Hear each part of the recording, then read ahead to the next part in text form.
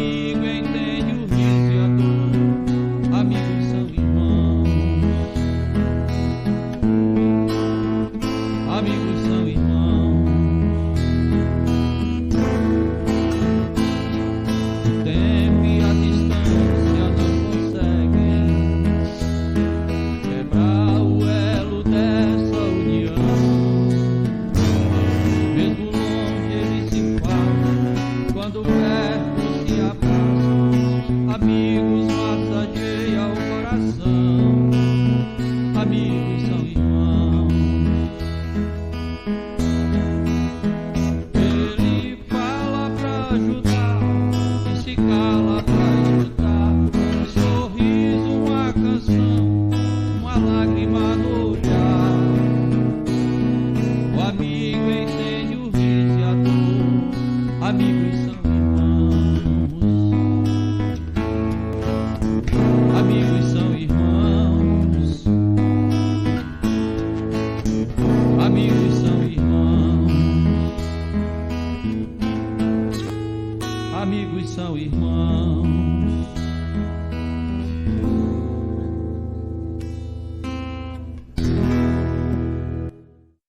Que legal ter você aqui com a gente na Web Rádio Fraterno. Que todo mundo ouve.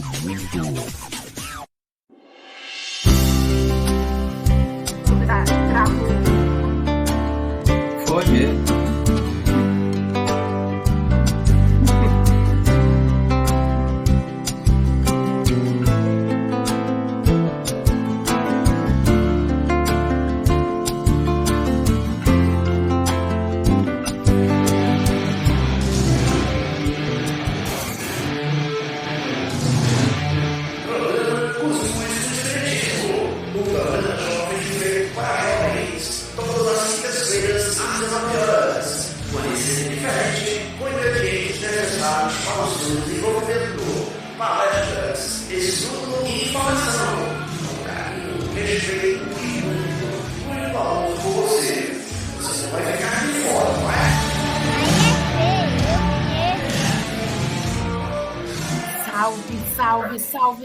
Salve, nação cuscuzeira! Nesta quinta-feira, nesse clima europeu, estou me sentindo uma gatinha camponesa em campos franceses, cubelas de seiva de alfazema no meu lindo rostinho. Sim, meu amor, hoje aqui em Fortaleza, Quixadá também chove, repangaleja, é menino voando, é cachorro voando, é vaca voando, e é isso que chegou a temporada de chuva. E hoje eu fiz mais inveja ao europeu do que nunca, tomei 3 banhos, sim, 2 de lama e 1 de chuva. Vamos começar o nosso programa aqui hoje, a charrete não tem ré.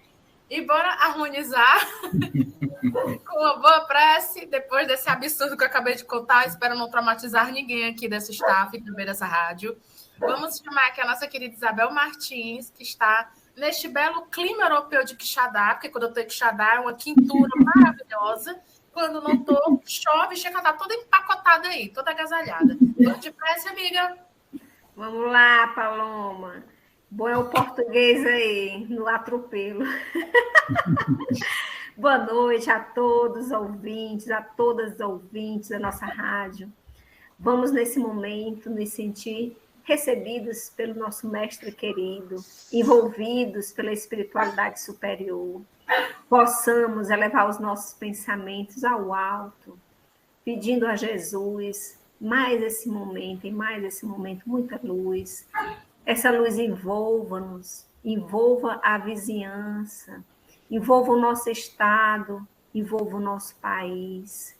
Que o nosso planeta resplandeça e a paz seja soberana.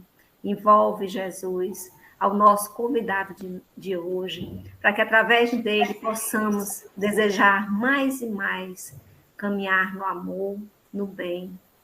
Fica conosco agora e sempre, que assim seja. Que assim seja. Cadê ele? O terror do David Guetta. DJ Pérez Hilton teve que se aposentar porque virou mãe. Vamos lá, DJ JP, solta o som. De Oliva Pizzaria e Delivery, a melhor pizzaria da cidade. Temos promoção de segunda a quarta. De Oliva Pizzaria trabalha com massa crocante italiana. De Oliva Pizzaria está localizado na rua Seixas Correia 380, Parangaba. Ou, se preferir, use o nosso WhatsApp 34836346 e faça o seu pedido.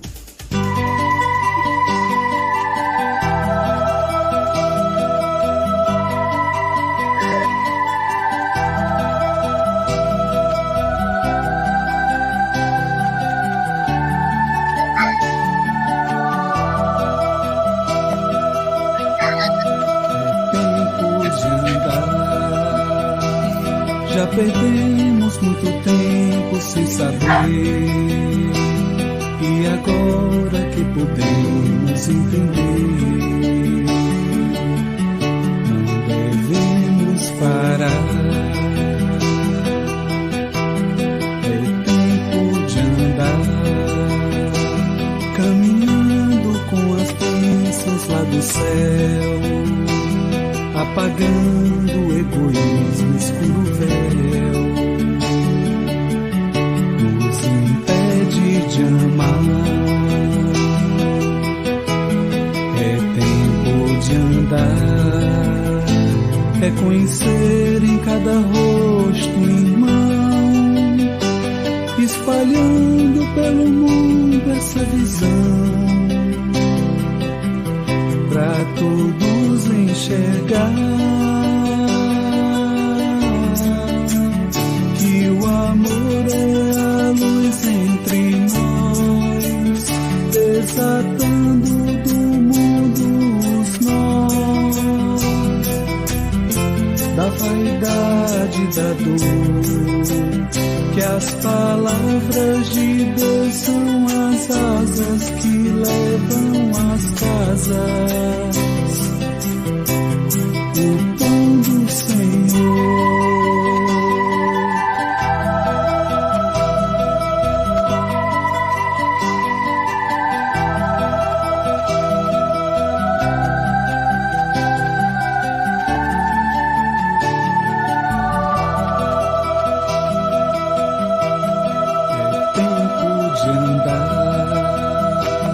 Já perdemos muito tempo sem saber, e agora que podemos entender, não devemos parar. É tempo de andar, caminhando com as bênçãos lá do céu, apagando o egoísmo, escuro véu, nos impede de amar. É tempo de andar, é conhecer em cada rosto um irmão, espalhando pelo mundo essa visão, pra todos enxergar que o amor é a luz entre nós, desatando do mundo os nós da vaidade, da dor, que as palavras de Deus são as asas que levam às casas o pão do Senhor. E o amor é a luz entre nós, desatando no mundo os nós da vaidade, da dor, que as palavras de Deus são as asas que levam às casas o pão do Senhor.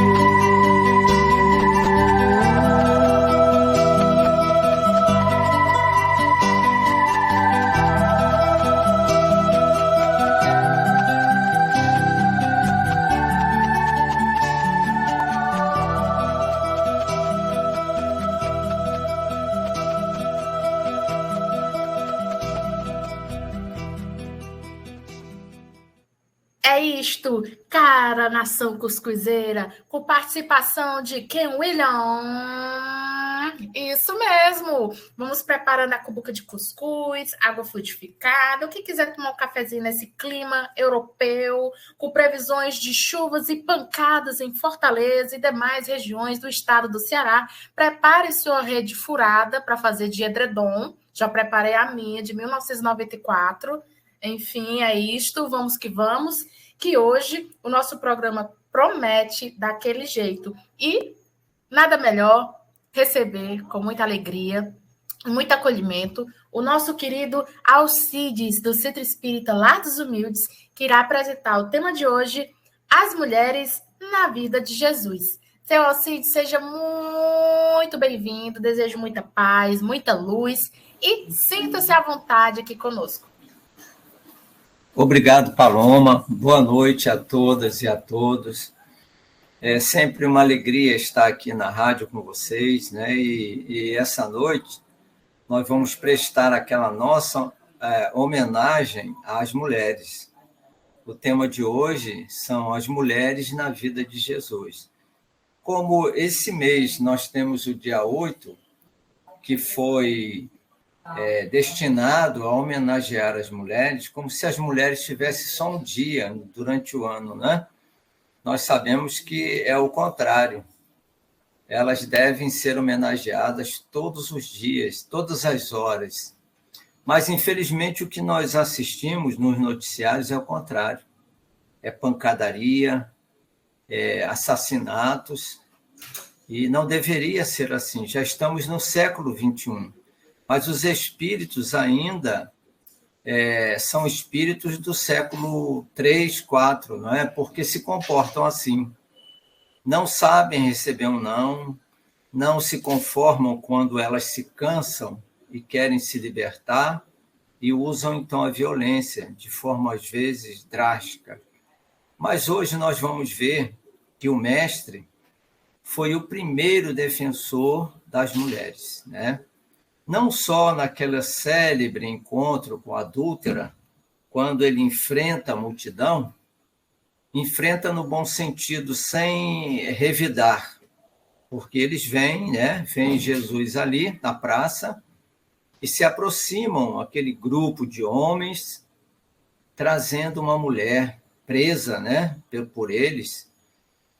Ficamos imaginando, né, a fisionomia dela, com o cabelo todo desgrenhado, as faces avermelhadas e com muito temor nos olhos, sabendo que ia morrer de uma forma muito cruel, que era o apedrejamento. Mas eles aproveitaram aquele momento para testar o mestre, né? E disseram para ele, olha, essa mulher foi pega em adultério. Adultério no sentido de trair o marido. E a lei de Moisés, não a lei divina, eles não usam a lei divina, os 10 mandamentos, eles usam a lei de Moisés, que era uma lei muito severa, né? O olho por olho, dente por dente. E diz assim, a lei de Moisés manda apedrejar. E tu, que dizes? E ele não responde nada. Ele fica calado e no Evangelho diz que ele se abaixa e começa a escrever na areia. E em seguida eles insistiram, ele disse, vocês querem ouvir? Então, aquele que nunca errou, aquele que nunca praticou adultério, atire a primeira pedra. E aquilo que ele escrevia no chão, dizem, não é, que era justamente falando, né? Traidores, corruptos, mentirosos, ladrões. Quem ia chegando ali que lia e se via identificado, saía de fininho. Segundo o Evangelho, os mais velhos primeiro, né? Ficando os mais jovens por último. Porque os mais velhos já tinham errado muito mais. E quando ele fica sozinho com a mulher, ele pergunta, mulher, cadê os teus acusadores? Ela diz, todos foram-se, Senhor, não ficou ninguém. E ele disse, eu também não te condeno. Então vai e não tornes a pecar.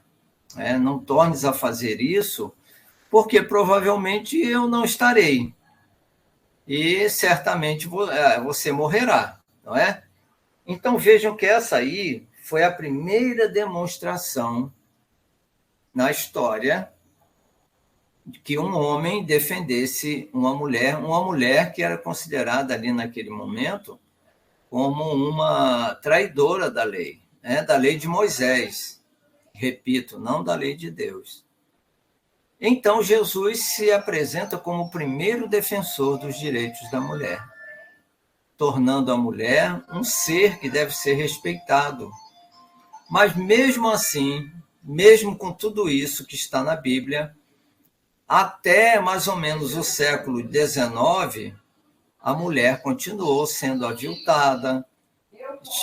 Na Idade Média chegou-se um momento em que diziam que a mulher não tinha alma.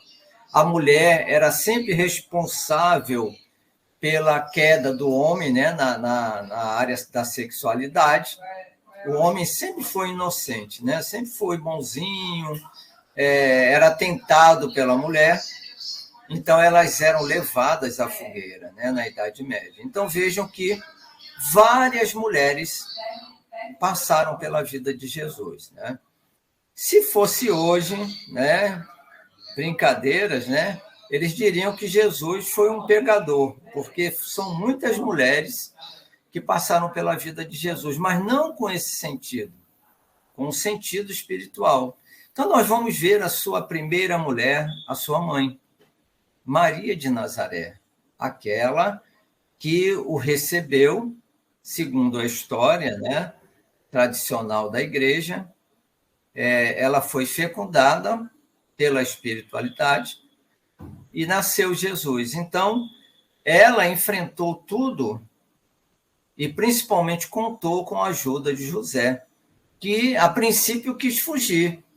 Quando ela disse para ele, quando ela confidenciou a história, né, do anjo Gabriel, que anunciou que ela seria mãe, virgem, José não quis acreditar naquela história, não. E como ele a amava, ele preferiu ir embora e talvez recaísse sobre ele a condição de fecundá-la. Ele preferiu ir embora, mas só que à noite, ele sonhando, Gabriel vem no sonho, ele era um médium onírico, né? A mediunidade dele funcionava no sonho, e Gabriel, então, explica a ele o que estava acontecendo e confirmou tudo aquilo que Maria havia dito. Aí, então, ele passa a protegê-la e ficou ao lado dela. A segunda mulher que nós lembramos, né, é Isabel, a prima de Maria, que foi mãe de João Batista.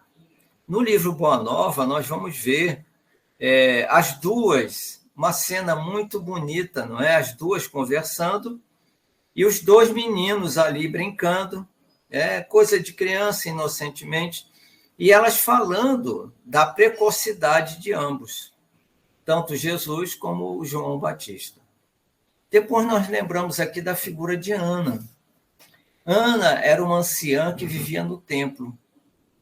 E quando Maria foi com José a primeira vez apresentar Jesus ao templo, ainda nos braços, ela que vivia ali à espera do Redentor, daquele espírito que seria, na linguagem hebraica, não é? O grande Messias, o grande libertador, no sentido deles era libertador do jugo romano. Mas nós sabemos que ele foi libertador muito mais. Ele veio nos ensinar a nos libertarmos dos atavismos, da ignorância, do preconceito. Mas, infelizmente, parece que aqueles que se dizem cristãos ainda não absorveram muito bem isso, da mensagem de Jesus. Mas foi a finalidade dele, a vinda dele foi essa, trazer a revelação do amor. Esses ensinamentos que nos levam a ter uma conduta diferente. Mas o que podemos fazer, não é? Se uma boa parcela segue em sentido contrário daquilo que ele falou. A quarta, né, na ordem aqui que eu coloquei, é Salomé. Salomé era mãe de João, evangelista, e Tiago. E ela, então, vai até Jesus como mãe, queria dar uma boa colocação para ambos, né? Seria como hoje procurar o presidente Lula e dizer: presidente, eu quero que meu filho tal e o meu filho tal sejam empregados pelo senhor e fiquem aí, no seu lado aí, né, ajudando a dirigir a nação. Brincadeiras à parte. E ela então chega para Jesus e diz que queria que um ficasse à direita e o outro ficasse à esquerda dele. E ele então responde: olha, será que eles seriam capazes de suportar o que tem para aqueles que ficarem ao meu lado? E ela disse, eles disseram sim, nós temos. E realmente eles conseguiram. Tanto Tiago, né, como João, Tiago foi trucidado, não é? O único discípulo que não foi trucidado foi João, que viveu até, dizem, né, até os 100 anos, mais ou menos. Mas todos os demais foram sacrificados barbaramente. Então, ela vai pedir a Jesus, né? Salomé, a esposa de Zebedeu, como muito bem lembrou aqui Isabel. E Jesus, então, diz, olha, quando eles disseram que tinham condições de suportar tudo aquilo que viria, ele disse assim: bom, mas quanto a isso, não cabe a mim decidir, mas sim a meu Pai que está nos céus, né? Dizendo que realmente quem diria que ficariam um ao lado direito e o outro ao lado esquerdo seria a lei divina. Porque se eles cumprissem com a lei, eles seriam identificados assim. E eu lembrei de uma coisa interessante, não é? Isso aí veio, eu estava assistindo uma palestra no Lar dos Humildes, e de repente veio esse insight no domingo passado. Enquanto nós estamos no primitivismo, naquela era das cavernas, o ser é dirigido pelo instinto. Quando a gente começa a conquistar a inteligência, a razão, nós somos guiados pela lei. A lei nos guia. Quando nós alcançamos a condição de puros espíritos, os espíritos são guiados por eles mesmos. Eles não precisam mais de instinto e nem de lei, porque eles já são a própria lei, incorporados. Então, vejam como nós somos regidos. Então, ele disse, olha, isso aí só a lei divina pode determinar, com o passar do tempo. A quinta, ou as quintas, são duas, não é? É Maria e Marta, as irmãs do nosso querido, né? Muito amigo de Jesus, que foi considerado morto, não é? Lázaro, e que eram amicíssimas de Jesus. Jesus frequentava a casa de Lázaro e tinha um carinho muito grande por essas duas irmãs. Tem até aquela cena muito famosa em que ele chega e Maria vai e se ajoelha, fica ali de cócora, né, em frente a ele, e Marta correndo para lá e para cá, com a vassoura, né, que deveria ser diferente da de hoje, limpando a casa, passando pano, e, de repente, ela, não satisfeita, Marta, diz, Senhor, manda Maria vir me ajudar. Olha, você recebe na sua casa uma pessoa muito querida, você vai ficar arrumando a casa na hora que a pessoa está ali? Não, Marta queria chamar atenção, é lógico, só que ela não podia chamar de outra maneira. Então, a maneira de chamar a atenção foi aquela, ficar agitada, correndo para lá e para cá. Aí Jesus diz, Marta, Marta, acalma o seu coração, faça como Maria. Maria escolheu a melhor parte, porque ele não disse isso, né? Mas a gente fica imaginando, eu nem sempre estarei aqui. Então, aproveite a oportunidade. Vocês já imaginaram estar no lar do Chico Xavier conversando com ele? Tinha que beber tudo ali, porque quem sabe se teríamos outra oportunidade, não é? Então, imagine então com Jesus. A quinta, não é? É a viúva de Naim, né? Que o Evangelho, eu vou até dar uma lida aqui, ela era viúva, Jesus estava se aproximando da cidade quando sai um enterro. O enterro, as pessoas carregando o defunto, não é, amarrado em lençóis, não tinha caixão de madeira, eles eram enterrados, enrolados, né, no caixão. Quem tinha condição era colocado numa gruta, né, com a pedra, quem não era, ia realmente para o subsolo. E quando Jesus se aproxima e viu aquela mulher chorando, era o filho único dela, não é? E ele, movido de íntima compaixão, pede que as pessoas parem, né, o cortejo, e ele então vira e se diz, não é? Para ele se levantar: jovem, eu te digo, levanta-te.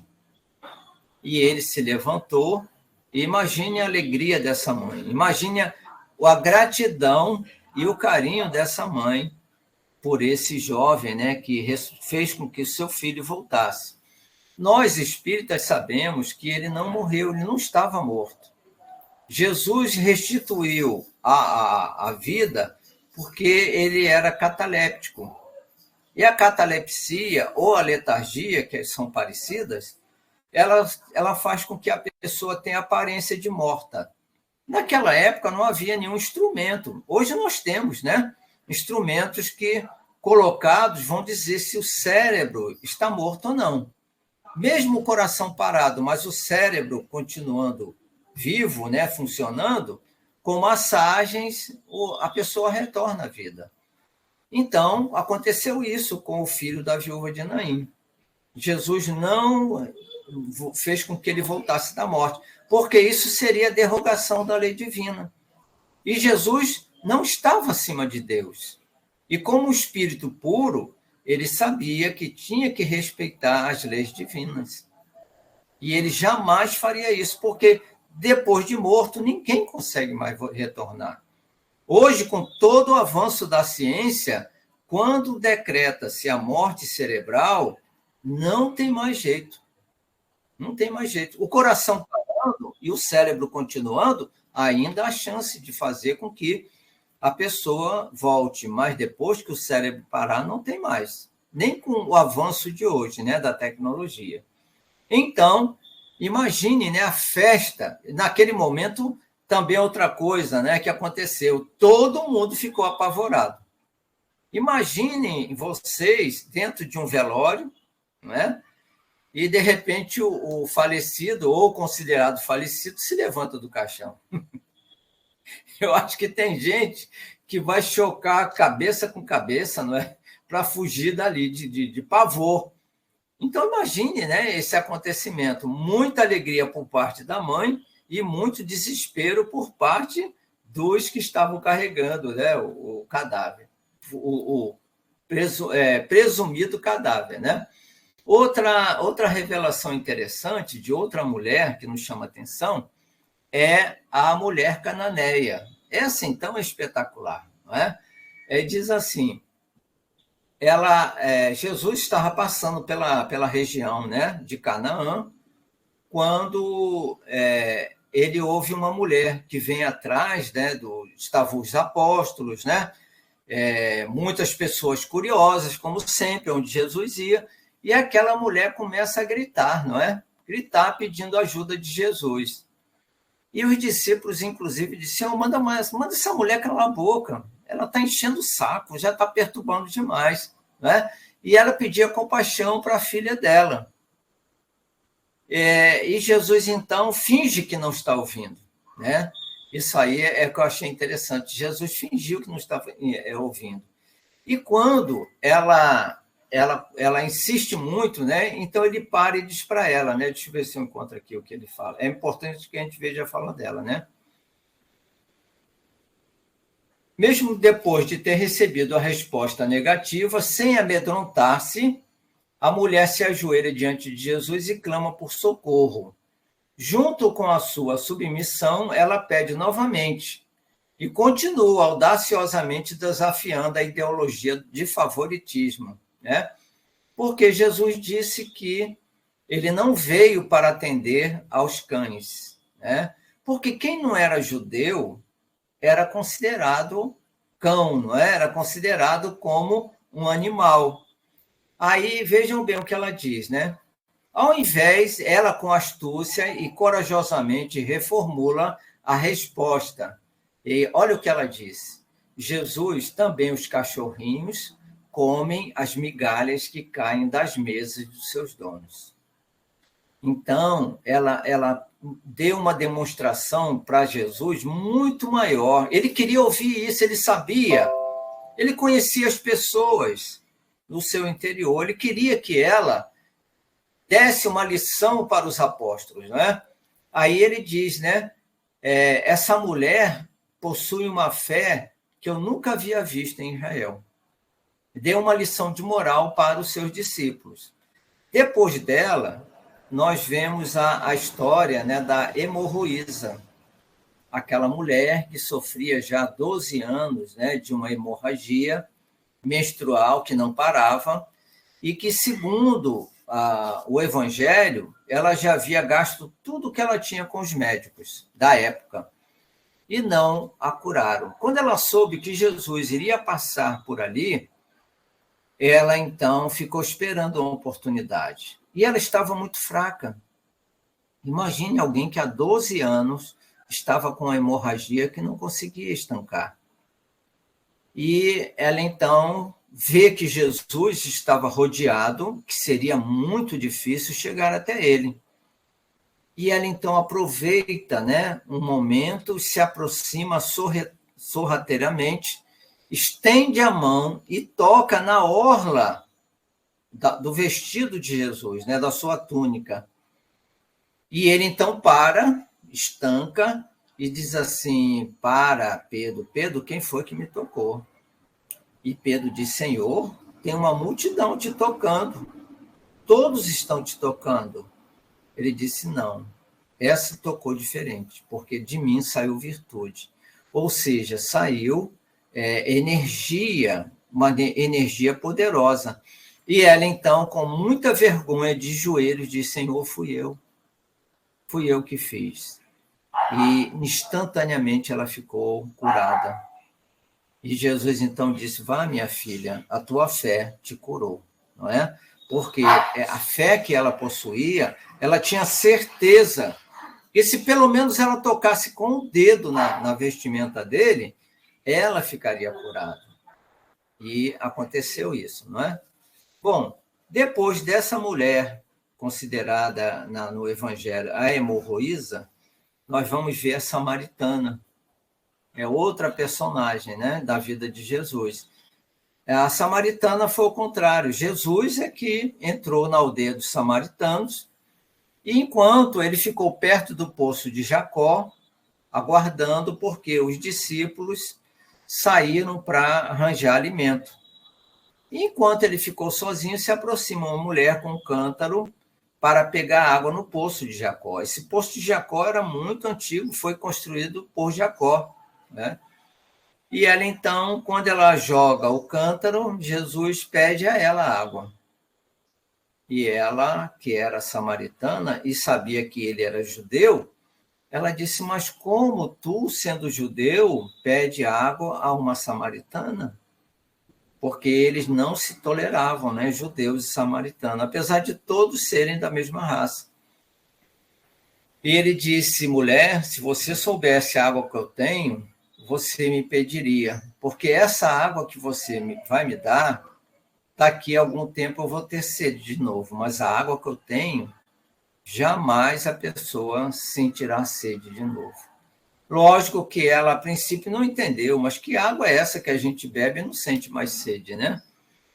E ela começa a conversar com ele, e ele diz: chama seu marido. Ela disse: eu não tenho marido. Ele disse: é verdade, você já teve 4 maridos. E ela ficou assustadíssima, né? Como é que aquele homem, mal chegar ali, nunca tinha visto ela, e disse aquilo para ela, né? Aquela revelação. E ela então vai e chama a tribo, né? E vem muita gente para ouvir Jesus. Então, é outra mulher que passou pela vida de Jesus. Depois nós vamos ver Joana de Cusa. Joana era esposa do intendente de Herodes, que se chamava Cusa. Era um homem muito rico.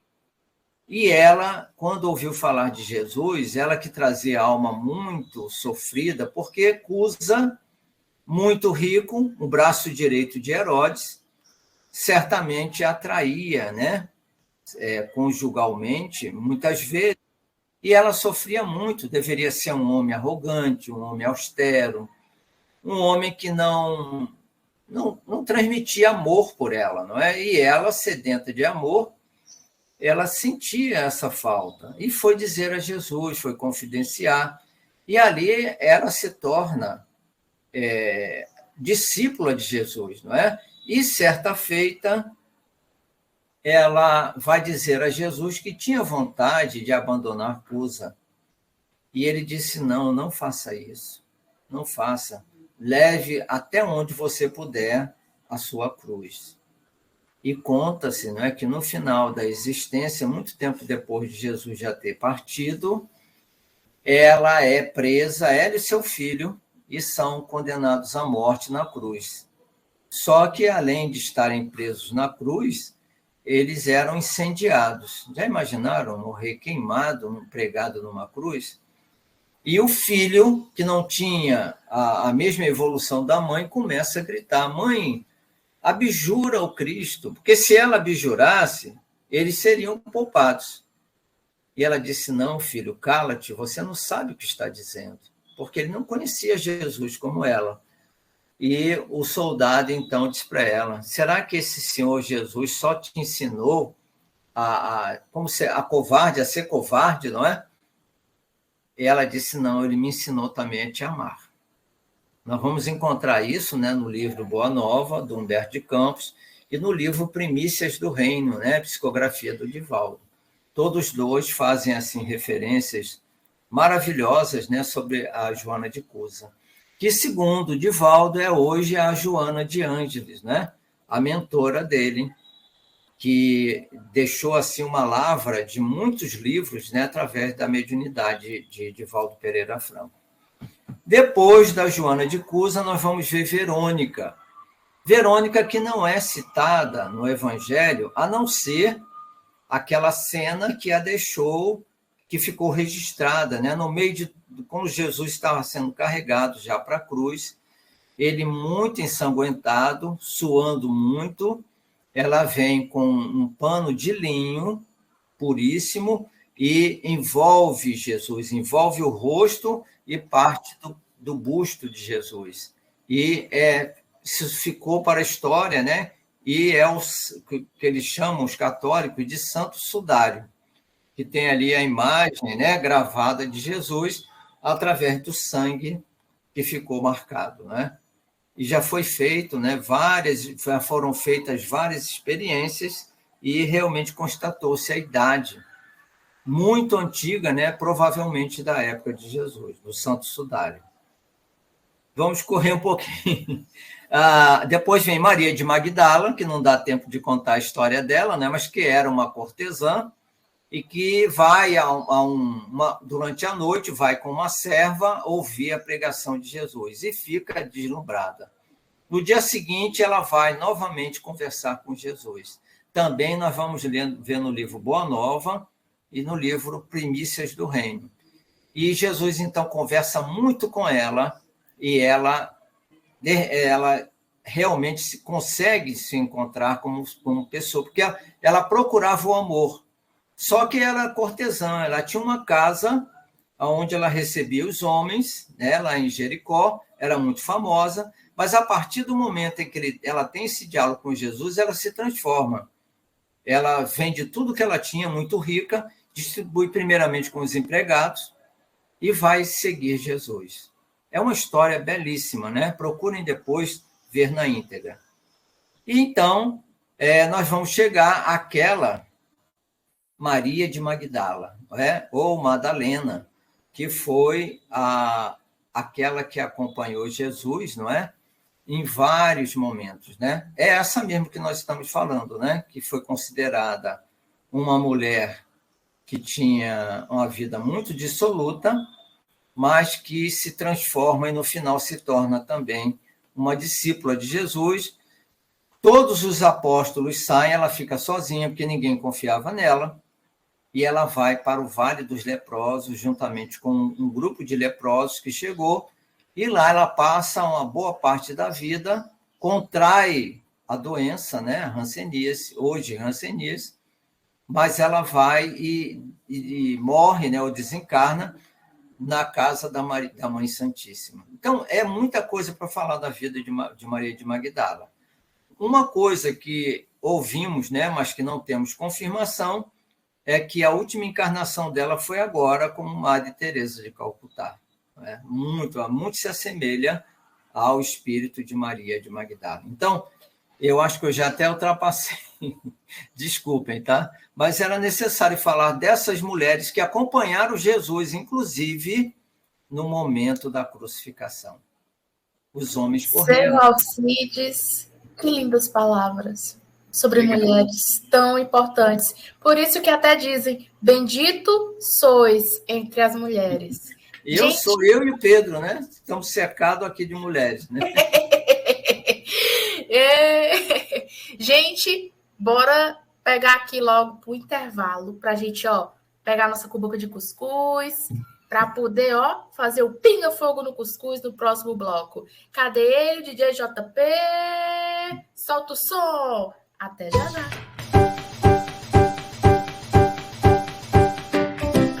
A gente volta já! Na hora que bater aquela fome, não passe à vontade. Passe na De Oliva Pizzaria. Pizza feita de massa crocante italiana com vários recheios. Só de pensar já me deu água na boca. E aí, peça a sua agora mesmo. O WhatsApp 34836346.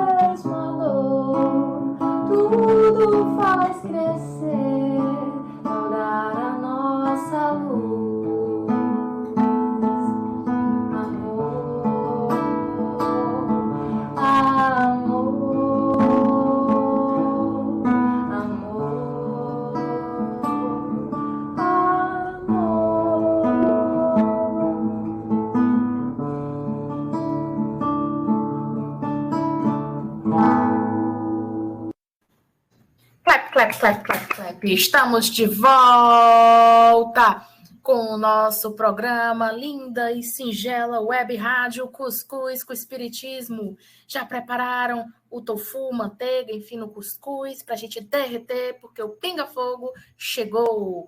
A vinheta está na minha mente. Enfim, gente, parlez-vous, Françoise Marie, que o seu Alcide écouter você. Boa noite a todos, né? Com muita satisfação que a gente está nessa quinta-feira chuvosa aqui com todos os ouvintes. Mas vamos ao nosso pinga-fogo, né? No livro da Manjedoura a Emaús, ele cita na parte das discípulas de Jesus que a conduta de Jesus em relação à mulher perante as discípulas enfermas, pecadores, todas as mulheres que ele convivia, né? Introduzia drástica alteração nos costumes sociais. Aí o João Arius, né, ele ainda continua, considerou que o aspecto mais revolucionário do profeta de Nazaré foi, sem dúvida, a relação aberta que ele manteve com as mulheres. Aí eu pergunto, como numa sociedade patriarcalista que era na época do Cristo, porque o judaísmo, ele prega, né, apregou que a mulher não deve conversar com o homem, que não deve se expor, que deve permanecer ao lado do marido. São várias regras que se acercam. Como é que era para Jesus conviver com esse lado, dando uma oportunidade de fala para elas, de elas estarem presentes no estudo do Evangelho? Olha, eu acredito, não é, que Jesus não estava nem aí. Ele nunca ligou para as convenções, ele nunca ligou para religiões, tanto que ele não fundou nenhuma religião. Essa história de que determinada religião foi fundada por ele não é verdade, porque Jesus nasceu, cresceu, morreu judeu. Ele deixou ensinamentos que ele pregou de forma oral, falando, e aqueles evangelistas, né, os 4, eles escreveram. Mas Jesus nunca veio ao mundo para criar religião, porque a religião, infelizmente, ela prende o homem aos seus conceitos. A única que liberta realmente é o espiritismo, porque, na verdade, não é religião oficializada. É uma ciência com conceitos filosóficos e princípios morais, mas ela não tem estrutura religiosa, ela não força ninguém a acreditar naquilo que o espiritismo quer, que ele prega. Acredita quem quiser, pode duvidar, pode pesquisar, e nenhuma outra religião oficializada aceita isso. A palavra dos dirigentes não é levada a ferro e fogo, não é? Em outras religiões, o que os líderes dizem, ninguém contesta, segue fielmente, segue de uma maneira que não pensa, não raciocina. Então, Jesus era assim. Ele não estava nem aí para aquilo que eles pensavam, ele sabia que eles estavam errados. E o pior, gente, é que hoje, no século XXI, ainda os religiosos pensam daquela mesma maneira arcaica, não é? Contra as mulheres, contra os homossexuais, contra aqueles que são de pele, de cor diferente. Então, isso não é cristianismo. Pessoas que pregam a perseguição, que pregam a homofobia, o racismo, não são cristãos. Eles podem dizer, até se ajoelhar, mas não são cristãos. São tudo menos cristãos. Então, Fran, Jesus não estava nem aí. Ele andava com meretrizes, ele andava com publicanos, com pecadores, né? Segundo eles, os outros eram pecadores, porque não comungavam do mesmo ideal que eles comungavam. Então, era pecador. E ainda hoje a gente vê isso, não é? Ainda são os fariseus reencarnados que ainda pregam a mesma ideologia. Mas é assim mesmo. Só o correr dos milênios e as reencarnações sucessivas é que vão modificar os seres. Não adianta. Então, isso é questão de tempo. Então, Jesus, resumindo, Jesus não dava bola para eles. Não é? Com relação a Maria de Magdala, né? Nossa querida Maria Madalena, que ela tanto fez, é interessante a gente observar que quando ela chega, depois no momento da ressurreição, né, do Cristo, e que ela chega para contar aos apóstolos que o corpo do Cristo tinha sumido, né, eles não acreditam na palavra, porque é uma mulher. E quando ela pede a Pedro para seguir com ele, já após a morte de Jesus, né? Para ser uma discípula, não é nem Pedro, são os apóstolos, do modo geral, tem um preconceito muito grande, né? Então, a gente tem que ver o quão a sociedade ainda é atrasada, né, nesse sentido, de não perceber o valor que a mulher tem ao lado do homem, né? Quando ela chega na casa, não é, que estavam os apóstolos escondidos, né, temerosos de serem presos também, e ela conta, ela deve ter dado uma carreira imensa, né, para chegar mais rápido. E chega lá ainda sem fala, né, cansada, esbaforida, e fala que viu o mestre. Nenhum deles acreditou. E alguns até zombaram, né? Mas tu, logo tu, não quis dizer o resto, né? Já disse tudo. Ele poderia ter apresentado. Por que ele não se apresentou para Maria, sua mãe? Ou então para João, que era aquele mais afim com ele? Ou para Pedro, que era o líder do grupo agora? Mas tu, quer dizer, olha aí o preconceito. É o velho preconceito. Eles não valorizavam a mulher. A mulher era colocada em segundo plano, não é? Mesmo na época de Jesus, que já havia dado um salto, né, de Moisés até Jesus, mais ou menos 1.400 anos depois de Moisés. Mas, mesmo assim, eles não levaram a sério. Maria de Nazaré, que estava presente, disse: minha filha, eu creio. Outra mulher, só uma outra mulher para reconhecer, não é? Que o valor da mulher. E ela disse: eu creio em ti, minha filha. Creio que meu filho apareceu para você. E Paulo, parece que é no livro Caminho, Verdade e Vida, tem um momento que ele diz isso, que Maria de Magdala, o esforço que ela fez de renovação em tão pouco tempo foi tão grande, muito maior do que o do próprio Paulo. Porque Paulo já tinha princípios religiosos, e ela não. Ela era uma mulher que vivia do corpo, né, do sexo, enriqueceu, era famosa, e era envolvida por 7 obsessores, está lá no Evangelho, 7 obsessores que foram retirados na conversa que ela teve com Jesus. Naquele entendimento dela com Jesus, ela consegue se libertar. Então, é triste a gente ver que isso ainda acontece hoje. Infelizmente, que isso ainda acontece. Mas isso vai desaparecer com o tempo. Não é? É contigo, Isabel. Vai sim, Alcides, com certeza. Alcides, na época de Jesus, essas mulheres, você citou algumas mulheres, e a gente percebe que a presença de Jesus foi tão significativa na vida delas, que modificou de tal forma que a gente pode ver que quem foi que ficou com Jesus na cruz? Quem acompanhou aquela sua jornada dolorosa? As mulheres. As mulheres. As Marias, né? E foi algo assim, significativo que reverberou todas as existências dessas mulheres, inclusive hoje, né?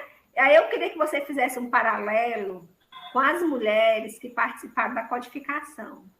Porque, assim, é coincidência ter mulheres com Jesus naquela época, ter mulheres na codificação, porque foram as pioneiras, né? E para Kardec trazer para a gente a terceira revelação.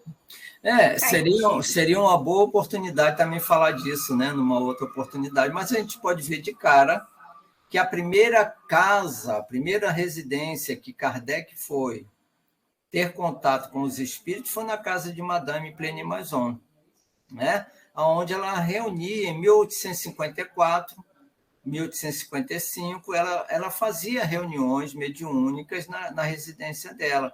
E foi o primeiro ambiente que Kardec frequentou. Depois nós vamos ver as filhas, né, do senhor Baldin, né, tem um outro senhor que agora me fugiu o nome, as irmãs Carlotti, né? As irmãs Carlotti, a Hermance Dufour, quer dizer, jovens que foram as coadjuvantes de Kardec na elaboração do livro dos Espíritos. Essa obra fantástica, fenomenal, que os Espíritos respondem sobre todas as questões da natureza, né? De Deus, da nossa existência, da morte, de tudo, da reencarnação. Então, através de jovens, algumas até adolescentes ainda. Então, aí a gente vê o papel. Agora, a maior de todas foi a Amélie Boudet, a esposa dele. Essa realmente foi ali o amparo dele, né? Sem ela, eu não sei se ele teria aquela força toda, porque ela esteve o tempo todo ao lado dele, segurando a barra. Quando ele desencarna, em 1869, né, no dia 31 de março, ela dá continuidade, ela fica ali, apesar do Le Marie, que ficou à frente, mas ela era a grande condutora, né, do movimento espírita após Kardec. Então, nós vamos ver Madame Girardin, nós vamos ver uma série de outras mulheres. Quer dizer, não é por acaso que a mulher é tão importante, né? Sem vocês, não haveria humanidade, porque vocês são co-criadoras em plano menor. Enquanto Deus cria universos, galáxias, vocês criam seres. Olha, sinceramente, vou me perdoar, mas eu não acredito que Deus fez Adão primeiro, não. Primeiro ele fez Eva. De Eva nasceu Adão. Porque não tem lógica, gente. Isso aí foi falado lá no início do tempo, né? Lá no primeiro livro, né, de Moisés, onde ele fala dessa criação. Então, me desculpem, eu sei que eu não tenho Gênesis, né? No livro Gênesis. Eu não tenho capacidade para isso, mas é meu entendimento, não é? Então, realmente, elas são fantásticas. Vocês são fantásticas, né? Eu estava olhando aqui, aí quando lá na carta, aos Gálatas, né? Tem uma passagem que Paulo fala o seguinte: não há judeu nem grego, não há escravo nem livre, não há homem nem mulher, pois todos vós sois um só em Cristo Jesus. Então, ele, né, se retrata, no caso, o Paulo, quando vai tratar da mulher, que trata que é de igualdade. Não existe o escravo, não existe. Todos nós somos iguais perante a lei, né? Bem interessante. Pode falar. Pode completar. Não, era só isso. É porque eu achei bastante pertinente, tanto no Atos dos Apóstolos também, quando várias vezes o Paulo fala acho que é Priscila, que ele cita Prisca. Ele várias vezes fala ela na mulher dele, porque ela tinha um dom da fala. Ela, né? Então, a gente está vendo que vai, com o decorrer do tempo, vão sendo mudados, né? É um casal que teve muita importância na vida de Paulo, né? Áquila e Prisca. Isso. Ele foi para o deserto, né? Assim que ele se converte, né? Ele recebe conselhos para se isolar, porque ele queria sair pregando. E a primeira atitude dele, quase ele morreu numa sinagoga, né? Porque todo mundo esperava aquele Saulo. E não era mais Saulo, era Paulo. Então, vem a orientação, vá para o deserto, fique lá. Ele ficou 3 anos no deserto de Dan. E quem ele encontra lá? O casal Áquila e Prisca. Ele levou um bom tempo para dizer quem era ele, que eles não conheciam fisicamente. E ele ficou ouvindo todas as barbaridades que ocorreram por conta dele, porque ele delegou autoridade. A gente nunca... Quando eu estive na Marinha, me ensinaram lá, nunca delegue autoridade, porque isso é um problema. Eles saíram matando, roubando, porque eles receberam a autoridade de Saulo. Quando ele viu toda aquela barbaridade, ele se comove tanto, e ele então se abre, ele revela quem ele era. Aí eles acolhem ele. Então, esse casal foi importantíssimo na vida de Paulo, né? E Prisca, realmente, ela teve assim, um papel muito, muito grande mesmo, né? Nesse momento de conversão de Paulo. É contigo, Paloma. Eita, que noite linda! E, gente, não fiquem tristes porque o nosso programa acabou. Não fiquem, não, porque toda terça tem a liberação do nosso podcast do Cuscuz com Espiritismo no canal do YouTube do Centro Espírita Lar dos Humildes. Então, gente, vocês devem estar com aquela dúvida. Mas como eu encontro? Bota Centro Espírita Lar dos Humildes no YouTube, você vê o canal com o ícone da mangueira, sim, a corzinha verde gostosa de esperança. Aí você verá que é o canal do Centro Espírita Lar dos Humildes. E eu falando corzinha gostosa do Centro Espírita, meu Deus do céu, meu mentor deve estar assim, mulher, pelo amor de Deus, mulher, eu respeito. Para quem roubou uma vez uma manga lá do Centro Espírita, me perdoe, seu Alcides e pessoal. Mas vamos que vamos, uma mangueira, isso mesmo, eu comi tanta manga dessa mangueira e eu esqueci o nome da planta, muito que bem. E vamos finalizando nossa noite com muita gratidão, principalmente ao seu Alcides, por estar aqui conosco ao dedicar esta noite linda, frienta e bela, para nos proporcionar conhecimento sobre mulheres tão importantes. E bora finalizar com a prece? Bora? Alô, alô, Carol, acho que a Carol deve estar igual um pinto no lixo, assim, no frio. Toda agasalhada. Pode fazer a prece final, por favor? Bora, vamos nós. Foi uma noite tão boa, tão leve, né? Um assunto tão gostoso de ouvir.